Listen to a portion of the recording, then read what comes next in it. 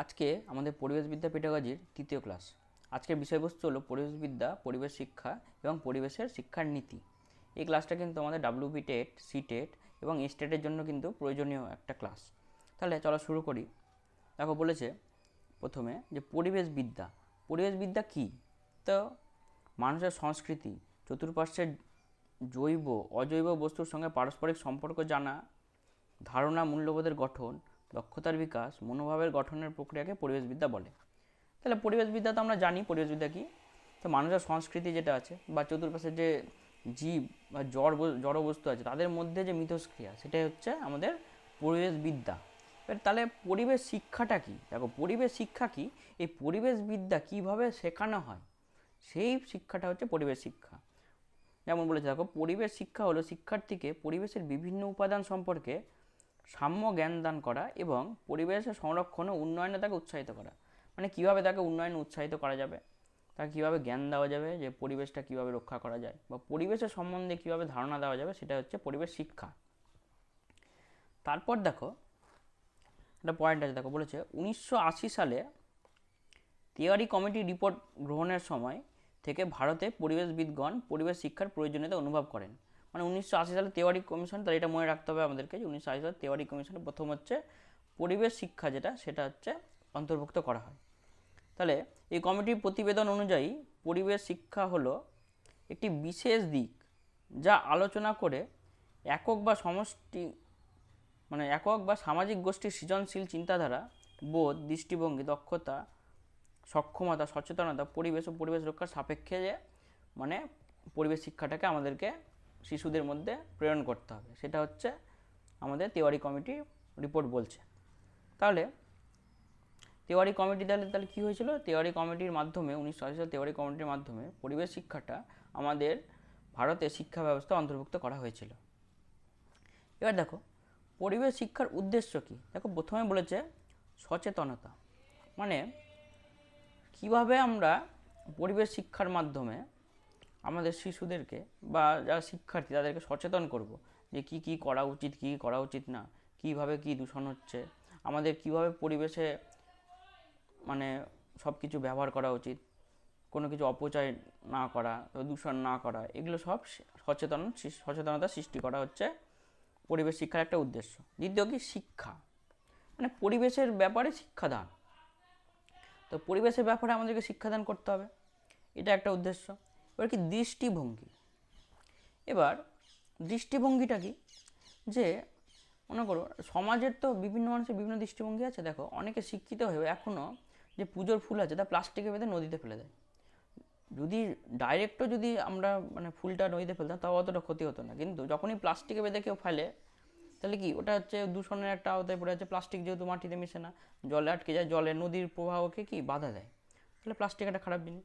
তাহলে কি দৃষ্টিভঙ্গিটা চেঞ্জ করতে হবে, মানুষ যাতে প্লাস্টিক না ফেলে, নোংরা নদীতে না ফেলে, এই দৃষ্টিভঙ্গিটা চেঞ্জ করা হচ্ছে পরিবেশ শিক্ষার একটা উদ্দেশ্য। আরেকটা কি প্রাসঙ্গিকতা। প্রাসঙ্গিকতা মানে কি, যে কোনটা প্রাসঙ্গিক, কতটা প্রাসঙ্গিক পরিবেশ শিক্ষাটা আমাদের জীবনের সঙ্গে কীভাবে ওতপ্রোতভাবে পরিবেশ শিক্ষাটা জড়িয়ে আছে, এই জিনিসটা হচ্ছে প্রাসঙ্গিকতা। তাহলে ওদেরকে বোঝাতে হবে, শিক্ষার্থীদের বোঝাতে হবে যে কেন পরিবেশ শিক্ষা আমরা শিখবো, পরিবেশবিদ্যা আমরা কেন শিখবো, এটা ওদেরকে বোঝাতে হবে। এটা হচ্ছে প্রাসঙ্গিকতা, কেন ওদের জীবনে প্রাসঙ্গিক পরিবেশবিদ্যাটা। এবার দেখো বলেছে উৎপাদনমুখী ভূমিকা। এবার উৎপাদনমুখী ভূমিকা কি, দেখো উৎপাদনমুখী যে আমাদের বিষয়গুলো আছে, যেমন আমাদের দক্ষতা, তারপরে মনে করো আমাদের মনোভাব, এগুলো উৎপাদনমুখী, ঠিক আছে। এবার এগুলো হচ্ছে বিকাশ ঘটে পরিবেশ বিদ্যার মাধ্যমে, আমাদের আরও চিন্তা সৃজনশীল হয়। উৎপাদনমুখী ভূমিকা এটাই বোঝাতে চেয়েছে। এবার দেখো কি বলেছে, পরিবেশ রক্ষার সহায়তা। তাহলে পরিবেশ রক্ষার সহায়তা মানে কি, দেখো আমরা যদি শিক্ষার্থীদের পরিবেশ রক্ষার ব্যাপারে শেখাই তাহলে কি ওরা উদ্বুদ্ধ হবে এবং কি হবে, ওরা পরবর্তীকালে পরিবেশ রক্ষা করতে চাইবে এবং ওরা বিভিন্ন পরিবেশে যে দূষণ হচ্ছে তার বিরুদ্ধে দাঁড়াবে, দূষণ কমানোর চেষ্টা করবে। তাহলে আমাদের একটা উদ্দেশ্য কি হলো, পরিবেশ রক্ষায় সহায়তা করা। এবার কি শিক্ষাগত সহায়তা। শিক্ষাগত সহায়তা কি, এবার দেখো পরিবেশবিদ্যা যে আমরা শিখছি তো বা আমরা শিখাচ্ছি যখন শিক্ষা মানে শিক্ষার্থীদের পরিবেশবিদ্যা, তখন কি হচ্ছে, ওদের একটা শিক্ষাগত যোগ্যতা তৈরি হচ্ছে, তাই তো? ওরা ওরা শিখছে, ওরা পরিবেশ সম্বন্ধে জানছে, কীভাবে ওরা আরও কী হচ্ছে সমাজে ওই যে পরিবেশের বিভিন্ন মানে নীতিগুলো ওগুলো ছড়িয়ে দিচ্ছে। তাহলে ওদের একটা শিক্ষাগত একটা মান তৈরি হচ্ছে, বা শিক্ষাগত সহায়তা কী হচ্ছে, আরও মনে করো বিভিন্ন বিষয়ের সঙ্গে শিক্ষা মানে পরিবেশবিদ্যার যে একটা লিঙ্ক আছে, ইন্টারলিঙ্কিং আছে, সেটা ওদের একটা সহায়তা হচ্ছে। ওরা আরও ভালো মতো শিখতে পারছে ব্যাপারটা, মানে একটা বিষয়ের সঙ্গে আরেকটা বিষয়কে ইন্টার রিলেট করতে পারছে। এবার দেখো কী বলেছে, দক্ষতা অর্জনের সহায়তা। এবার পরিবেশ শিক্ষা যখন শিখবে তারা, তাদের একটা নিজস্ব একটা দক্ষতা অর্জন করবে, তাই সেটাই বলেছে এখানে। এবার দেখো পরের স্লাইডে কী বলছে, বলছে পরিবেশ শিক্ষার নীতিগুলো কী, মানে প্রিন্সিপালগুলো কী, লার্নিং প্রিন্সিপাল, মানে পরিবেশ শিক্ষার মাধ্যমে আমরা কি শেখাতে চাইছি, ঠিক আছে? এবার দেখো প্রথমে বলেছে পরিবেশ সম্পর্কে সামগ্রিক ধারণা অর্জন।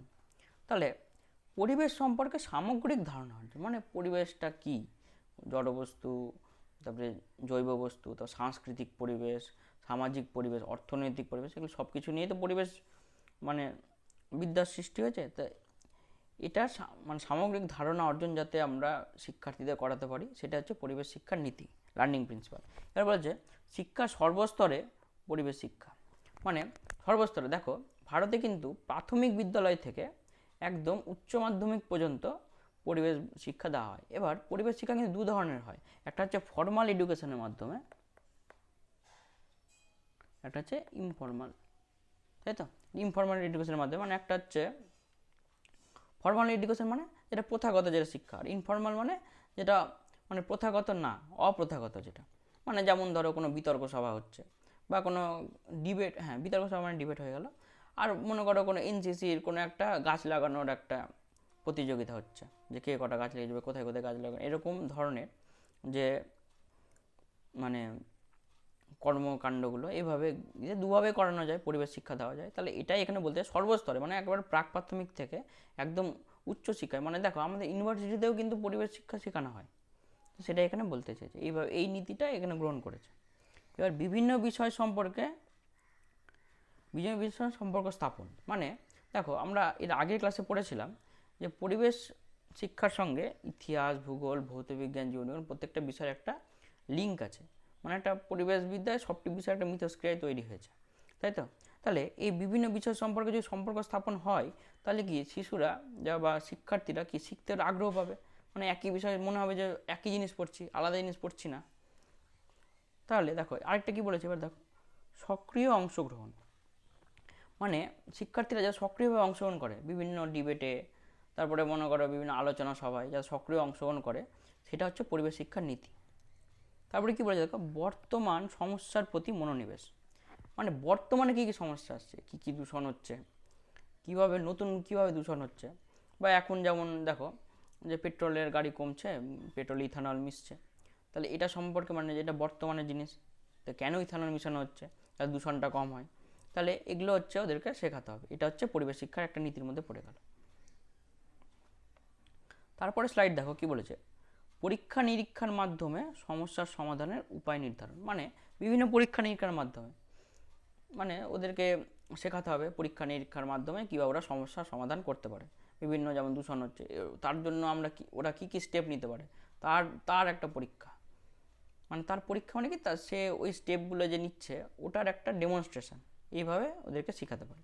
এবার দেখো বুদ্ধি ও বিকাশের জন্য পরিকল্পনা, মানে শিক্ষানীতি কী হবে যাতে শিক্ষার্থীদের বুদ্ধি ও বিকাশ হয়, তাই তো? বৃদ্ধি বিকাশ তো তোমরা সিডিপিতে পড়েছই, তো ওই বৃদ্ধি বিকাশ যাতে হয় তার জন্য আমরা ওইভাবে পরিকল্পনা করে আমাদেরকে পড়াতে হবে।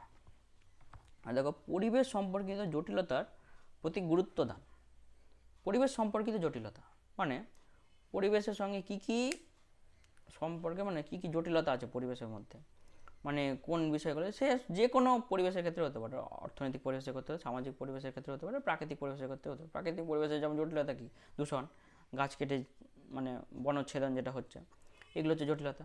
অর্থনৈতিক পরিবেশের জটিলতা কী, মানুষের কীভাবে ইনকাম করবে। তার সামাজিক পরিবেশ জটিলতা কী, কীভাবে বিভিন্ন স্টেরিওটাইপগুলো যেমন নারী শিক্ষা এগুলো কীভাবে প্রচার করবে, এগুলো হচ্ছে প্রতি গুরুত্ব দান করা হচ্ছে পরিবেশ শিক্ষার একটা কিন্তু নীতি। এবার দেখো বলেছে পরিবেশগত সমস্যার সমাধান, প্রতিরোধ ও প্রতিকারের উদ্যোগ। মানে পরিবেশগত সমস্যার সমাধান, মানে পরিবেশগত যেগুলো সমস্যা আছে তার প্রতিরোধ হবে, তার প্রতিকার করতে হবে, এই ব্যাপারে উদ্যোগী হতে হবে। এবার তারপরে কি বলেছে পরিবেশ সম্পর্কিত শিক্ষা, এটা তো জানো যে পরিবেশ সম্পর্কিত তাদেরকে শিক্ষাদান করতে হবে, সেটা হচ্ছে পরিবেশ শিক্ষা একটা নীতি। এবার দেখো তারপরে দেখো আজকের এবার আমাদের এমসিকিউ শুরু হচ্ছে। প্রথমেই কোশ্চেন বলেছে কি যে পরিবেশ শিক্ষার আয়োজন করা যেতে পারে কিসের, পরিবেশ দিবস পালন করে, বিতর্ক সভা করে, এনসিসি করে, না সবগুলো? তো সবগুলোই হবে, এখানে বুঝতে পারছো সবগুলোর মাধ্যমে, কারণ আমরা পড়েছি প্রথাগত অপ্রথাগত দুইভাবে হচ্ছে পরিবেশ শিক্ষা দেওয়া যায়। তারপরে দেখো প্রাথমিক স্তরে পরিবেশ শিক্ষার মাধ্যমে কি ধরনের শিক্ষা লাভ হয়? প্রাথমিক স্তরে কি প্রাথমিক জ্ঞান হয়, সচেতনতা হয়, না দুটোই হয়? তো দুটোই হয়, কোনোটাই নয় তো হবে না। প্রাথমিক জ্ঞান হয়, আবার সচেতনতা বৃদ্ধি হয়। তারপরে কি বলেছে পরিবেশ শিক্ষার উদ্দেশ্য কি? পরিবেশ শিক্ষার উদ্দেশ্য দেখো বলেছে সচেতনতা, দক্ষতা তৈরি, মূল্যায়ন। তো এগুলো তো আমরা পড়লাম একটু আগে, তো এগুলো সবই হচ্ছে, তাহলে সবগুলোই হবে। তারপরে দেখো বলেছে পরিবেশ শিক্ষার ক্ষেত্রে প্রথাগত ধারার শিক্ষা লাভ হয়। প্রথাগত ধারার শিক্ষা লাভ কোথায় হবে? বিদ্যালয়ে হবে। ক্লাবে তো আর প্রথাগত ধারার শিক্ষা লাভ হবে না, বা ম্যাগাজিনের মাধ্যমে প্রথাগত ধারার শিক্ষা লাভ হবে না, দূরদর্শনের মাধ্যমে প্রথাগত ধারার শিক্ষা লাভ হবে না, তাহলে কোথায় হবে? বিদ্যালয়ে। তাহলে এগুলো অপশন হবে না।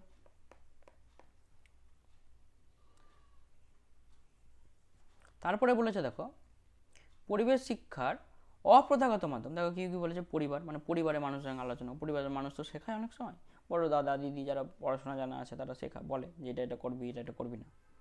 তারপরে ম্যাগাজিনের মাধ্যমে, দূরদর্শনের মাধ্যমে, তাহলে এটা তো অপ্রথাগত, তো সবই হবে।